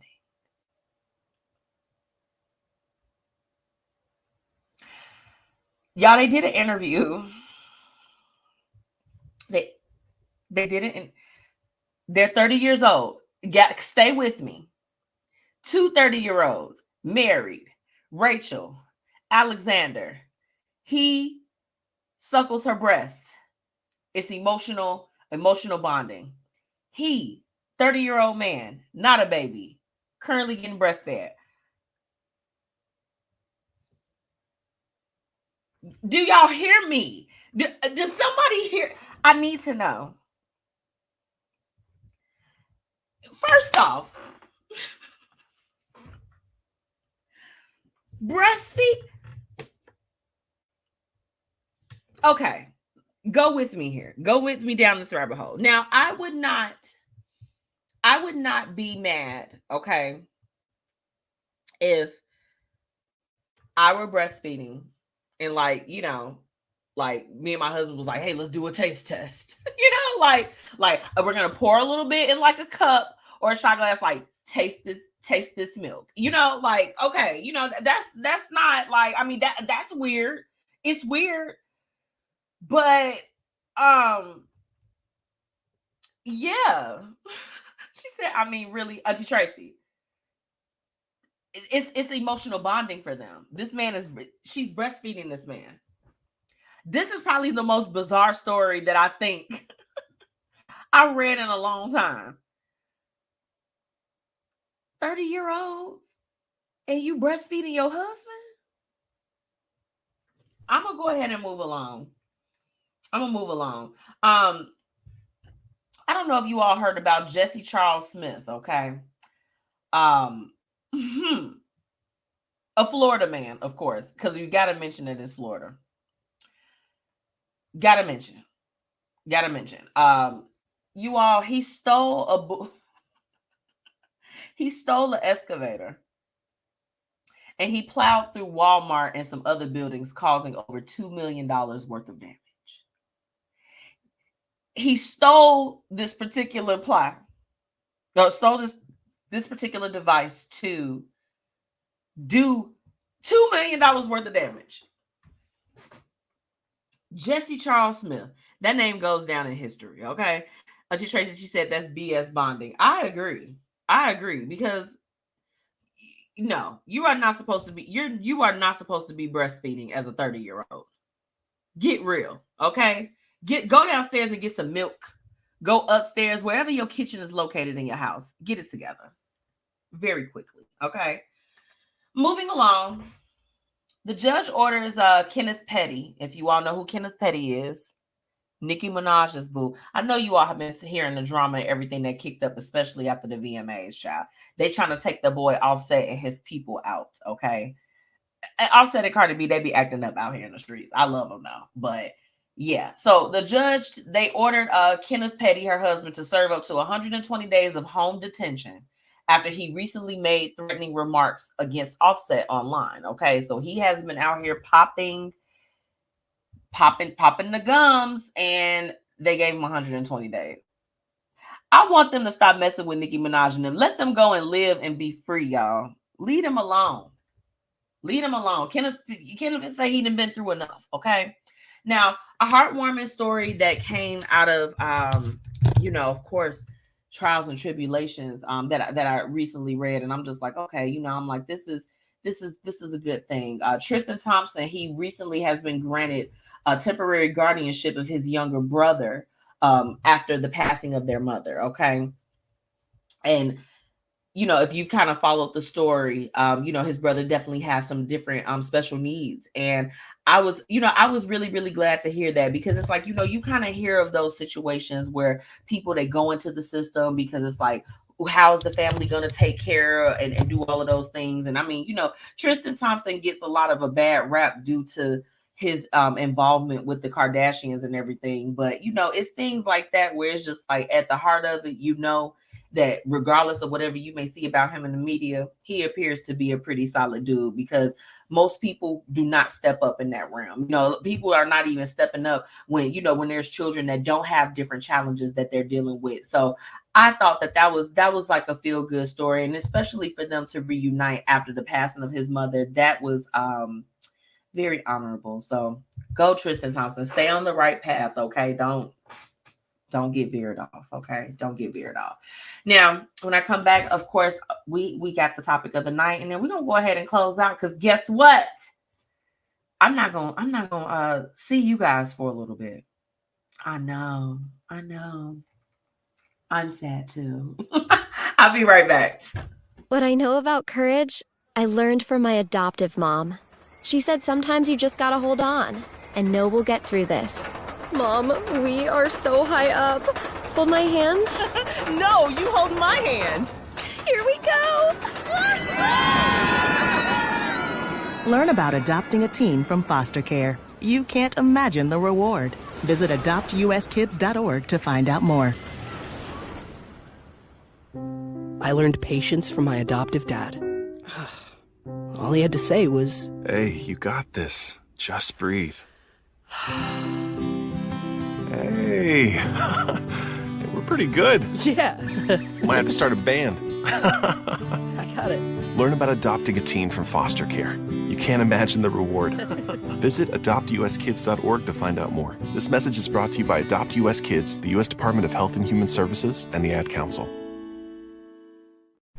Hey, y'all, it's your girl, MzMetchi, checking in, reminding you to shop my exclusive collection, Lavish Looks by MzMetchi, where we've got shades and everything that you need to look fly. Oh, and we also offer accessories. So ladies, put a little bit of razzle dazzle in your collection today. Be sure to shop with me and follow on social media at Lavish Looks by MzMetchi. Grab your products today at MzMetchi.com/shop. Now it's time for the Blueprint Live's topic of the day. Let's get into it. Welcome back to the Blueprint Live. Don't mind me. I'm just pouring up before we hop into tonight's topic. So let me go ahead and put it on the screen. Let's jump in. Tonight's topic, we are going to be exploring the role of sexuality in female music. And I want to talk just a little bit about this. Now, I'm going to go ahead and shout out to Facebook friend Michael Jones. Mike Jones. Who? Mike Jones. I've been, we've got rappers out now, like your Sukianas, your Sexy Reds, and people who are just, they are glorifying their the JJs, honey. Yes, they are. Getting it in, having a good time. And I hear a lot of my friends, or just a lot of people, even that are like older than me or younger than me, that they just like, I don't like that music. It sounds bad. It's so horrible. And for me personally, I always sit back and laugh, because I know like it's 9 times out of 10 by the time I get in my car, the very music that they have just kind of said that they didn't like that, I know that it's on my playlist. It's on my playlist. And I'm not saying? I love it. I love it. I listen to all types of music. It's gonna go from, you know, Yolanda Adams to John Mayer to Juvenile to A. Marie, Christina Aguilera. My playlist is gonna jump all over the place, but it's gonna be a little Pound Town on there. It's gonna be a little bit of that because I'm a little wretched. But Michael Jones from he shared this post, and I was just like this. I'm talking about it on the show as soon as I saw it. So it said, y'all don't like Sexy Red because y'all 35 plus. That's it. That's the start and the end of it. The sooner you can accept that you're aging, the sooner you can start writing think pieces about the societal condition of Black America, a condition that has been unchanging for centuries, by the way. You're not hip. You're not cool. You're paying $30 to see Bobby Brown dance at 265 pounds because of nostalgia. Y'all send me links about cruises. Y'all complain about the weather and customer service in stores. Y'all, I love a good brunch. I love a good day party on here every weekend because you can't phantom starting your night at 11 p.m. anymore. Y'all buy accessories for grills and lift weights to prevent injuries now. You do edibles because you can't handle hangovers. You also can't be single to save your life. So again, y'all are aging. That's the issue. I'm tired of y'all talking about a little girl who ain't talking to y'all. Play Nan and listen to the words. MC Luscious. You want to go back to blues? If I yelled out slob on my knob at a party, y'all would know the response. So again, it's not worse. You're just more conservative. Baby, when I tell you, I was just like this. I know somebody is going to read this and they are going to feel seen. Seen.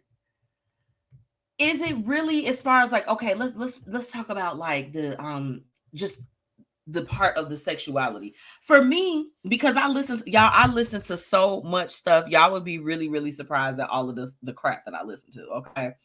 And I'm not talking about crap in a bad way.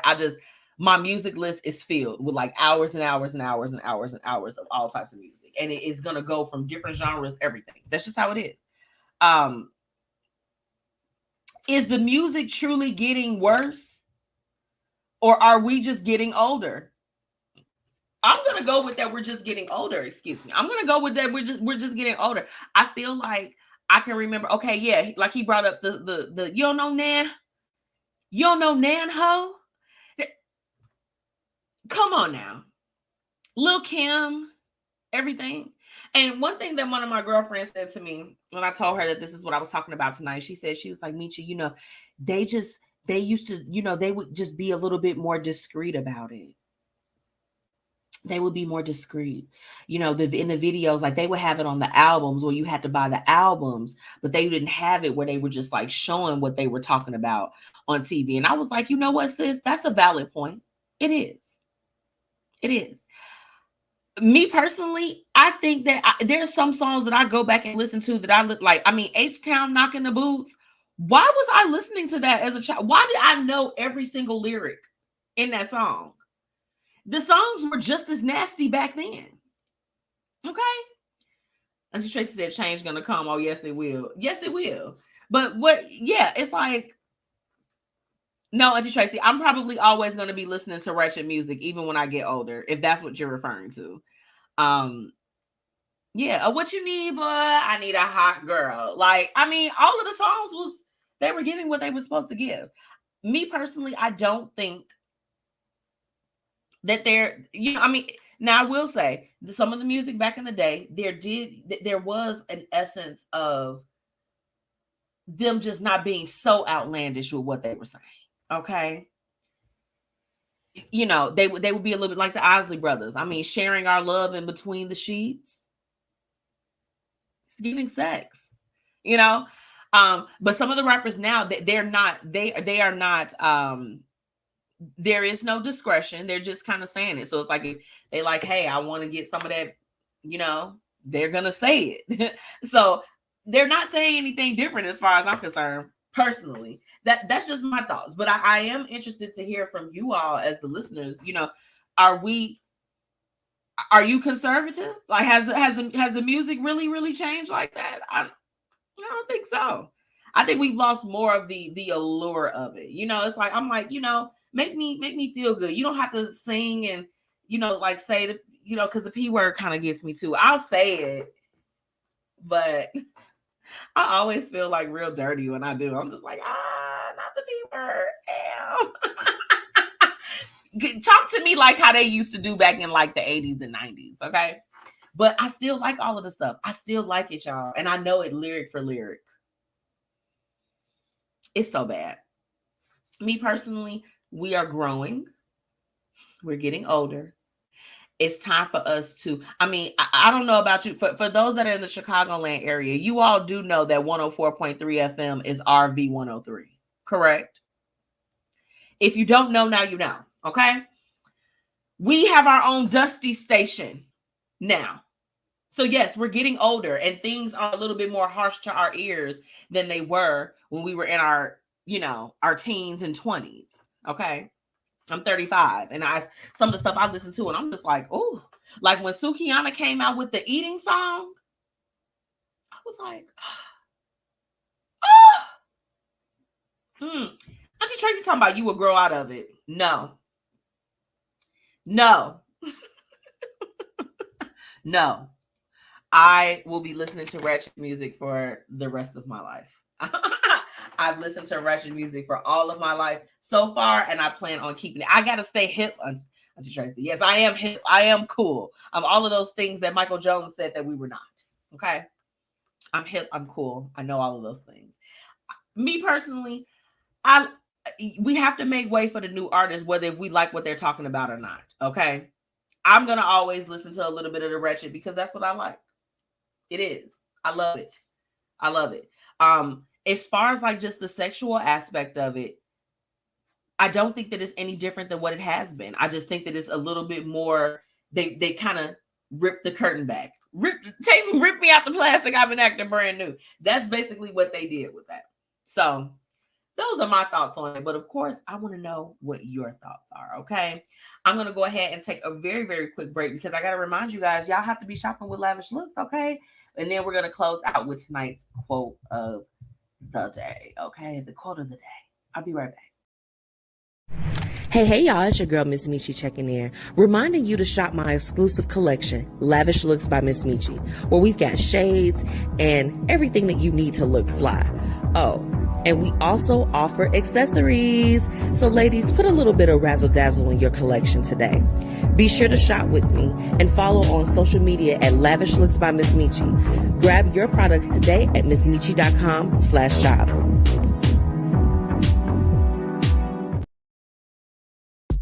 Thank you so much for all of my listeners for tuning in. And now it's time for the quote of the night.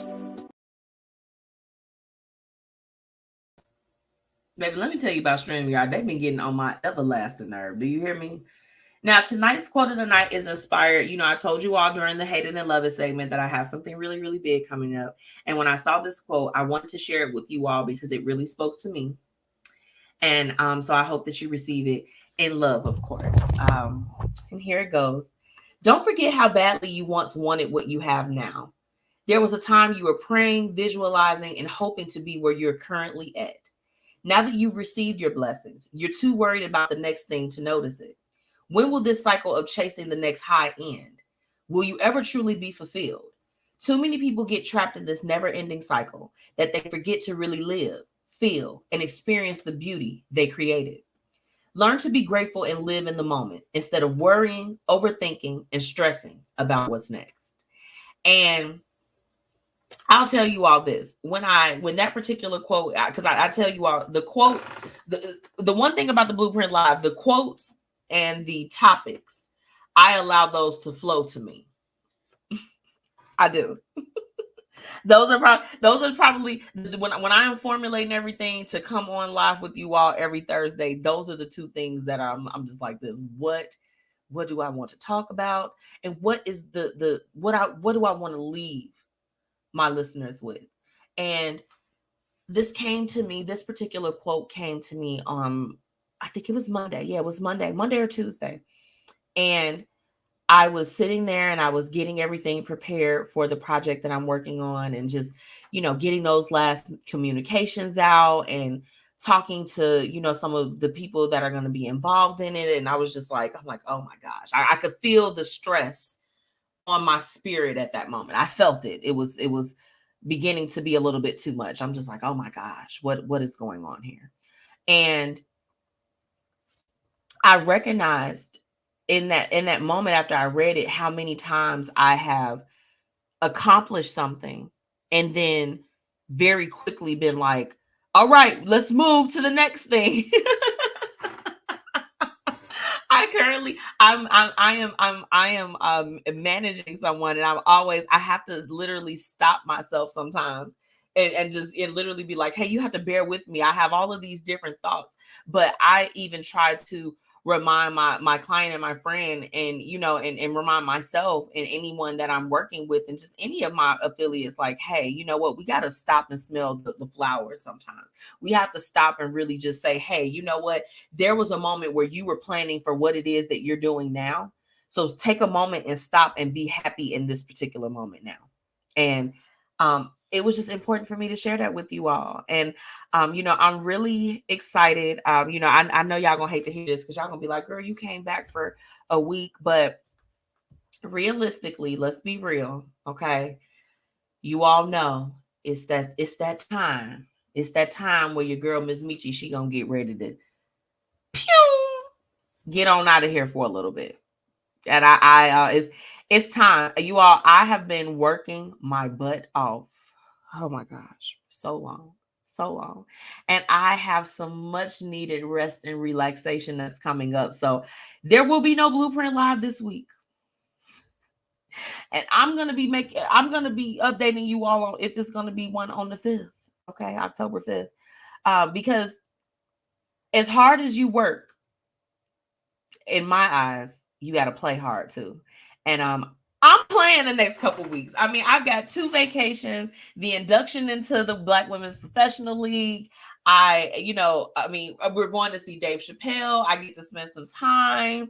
I'm going on a trip with my best friend. I'm going with my husband, my sister, my brother-in-law. Like, we are going to have fun. And it's just like, for as hard as you work, for all of the work and everything that you do and that you put in, all of that, even on top of this project that I'm getting ready to like bring to life.